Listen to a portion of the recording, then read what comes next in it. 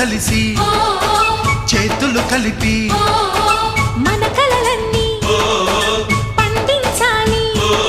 ఒక చోట పుట్టని కోడళ్ళు అయ్యారు అమ్మకే కూతుళ్ళు. త్వరలోని ముద్దుగా పుడతారు ఈ తాత పోలికల మనవళ్ళు. ఈ సంతోషాలు సరదాలే మా పండుగ.